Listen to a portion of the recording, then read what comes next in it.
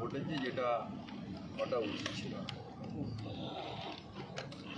এই discharge water যেটা ফ্যাক্টরিগুলোর থেকে বেরোয় সেটা এসে ম্যানহোলের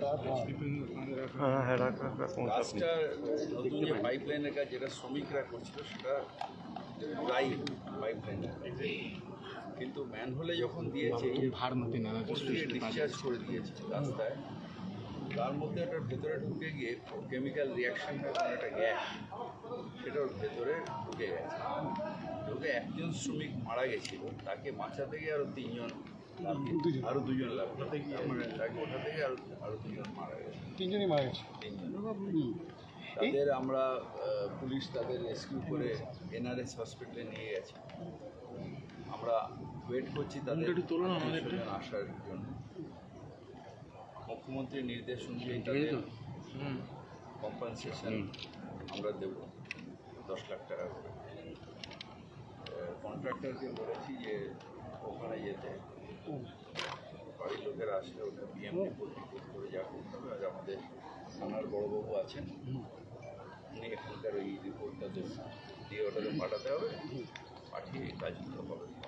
তবে তো যেক্ষেত্রে এর আগেও এই রেলার কমপ্লেক্স থানা এলাকা থেকেই ঠিক এইভাবেই শ্রমিকরা নেমেছিল ড্রেন পরিষ্কার করতে গিয়ে মারা যাওয়ার ঘটনা ঘটে। এর আগে কুদঘাটে আমরা দেখেছি ড্রেন পরিষ্কার করতে, ড্রেনের কাজ করতে।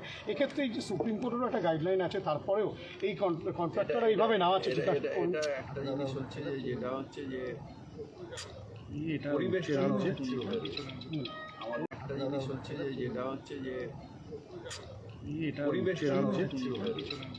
আমাদের এখানকার নেতা মাথা ঢুকছে রাকেশ, ও বলছিল যে সবাই ডিসচার্জগুলো করে দিচ্ছে। ডিসচার্জ করে দিতে কী হয়, কেমিক্যাল দিয়ে লেদার প্রসেসিংয়ের জল তো, এটা অ্যাকচুয়ালি সিএপিটিতে যাওয়ার কথা, সেটা রাস্তায় যাচ্ছে বলে এটাতে রিয়াকশন হয়ে একটা গ্যাস সৃষ্টি হচ্ছে। আর দ্বিতীয়ত সেটা আমি নিশ্চিতভাবে ইনকোয়ারি করব, এবং আমাদের থানার বড়বাবু আছেন, উনিও ইনকোয়ারি করবেন যে কজ অফ ডেথটা কী, কেন এটা হঠাৎ করে একটা মানুষের ভেতরে ঢুকলো, কেন মারা গেল, এবং কেন তারপরে তাকে বাঁচাতে গিয়ে আবার দুজন মারা গেল। কোনো মানুষ তার আইডেন্টিফাই মানে কারণটা জানা যাবে না, এটা হতে পারে। নিরাপত্তা বাড়ানোর ক্ষেত্রে কোনো রকম ভাবছেন?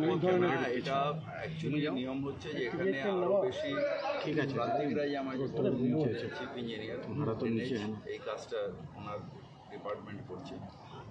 ওনার কথা অনুযায়ী যে এটা গ্যাস ফর্মেশন হচ্ছে বাইরের থেকে জলগুলোকে গিয়ে লিকেজ হয়ে, তাহলে কেন ইন্সপেকশনটা ঠিক মতন হলো না, কেন শ্রমিককে নাগানো হলো, কেন পাম্প লাগিয়ে পরিষ্কার করা বা টেস্ট করে যেখানে কোনো বিষাক্ত গ্যাস আছে সেগুলো করা হলো না, কারণ অ্যাকচুয়ালি এটা ডিউ কোর্সে আমাদের থানা করবে এবং কাউকে ছাড়া হবে না যারা এটার জন্য দায়ী। দেখলাম যে তোলার পরে তিনজনের পাওয়া যায় যে তার গাফিলতি, তার বিরুদ্ধে ব্যবস্থা হবে।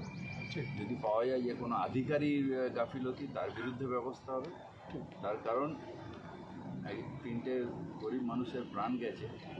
আমরা এটাকে খুব, এটা তো ইউপির সরকার নয় যে প্রাণ এতগুলো চাপবো আর ওই গঙ্গায় ডুবিয়ে ভাসিয়ে দেবো। আমাদের প্রত্যেকটা প্রাণের দাম আছে, এবং এখানে আমরা ইনকোয়ারি করে একটা হচ্ছে যে তাকে শাস্তি দেওয়া, দ্বিতীয় হচ্ছে যে তার থেকে শিক্ষা নিয়ে যাতে এইরকম কাজ আর না করে সেটার জন্যে একটা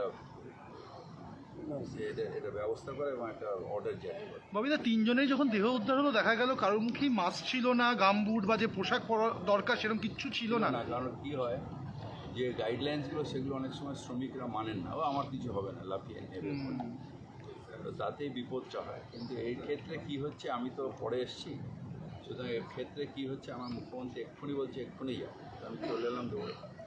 তো ইনকোয়ারি হোক, থানা ইনকোয়ারি করবে, আমাদের ডিপার্টমেন্ট ইনকোয়ারি করবে, তারপরে কেএমডি থেকে ইনকোয়ারি হবে। এটা এমএসএমইর কাজ, সেটা কাজটাকে এখানে এতে কেএমডিএ করছে। এটা আমি জানতাম না যে এই কাজটা এখন রেখে দিয়েছে কেএমডিএ। তো যাই হোক, এটা ইনকোয়ারি হবে, ওই যথাযথ ব্যবস্থা না। শ্রমিকরা দাবি করছে তাদের কোনো সেফটি সিকিউরিটির ব্যবস্থা ছিল না বা থাকে না। ঠিক, তাহলে তাদের কাজ করা উচিত নয়। বা যারা এখানে আধিকারিক ছিল, ইনচার্জ ছিল, তাদেরও এরকমভাবে শ্রমিকদের কাজ করার কথাই না। যদি আমার অ্যাফ্লুয়েন্ট চারিদিকে পড়ে থাকে তাহলে এখানে আমি কাজই করবো না, কারণ যেখানে আমার শ্রমিকের সেফটি নেই সেখানে আমি কাজ করতে যাবো কেন? দাদা দীর্ঘদিন এখানে বেহাল অবস্থা এরকম। দেখেছি এটা নিয়ে বারবার কথা হচ্ছে, অ্যাসোসিয়েশনের সাথে আমাদের বারবার কথা হচ্ছে, এটা এমএসএমইর সাথে কথা হচ্ছে, দেখা যাক তারা কি ডিসিশন নেয়।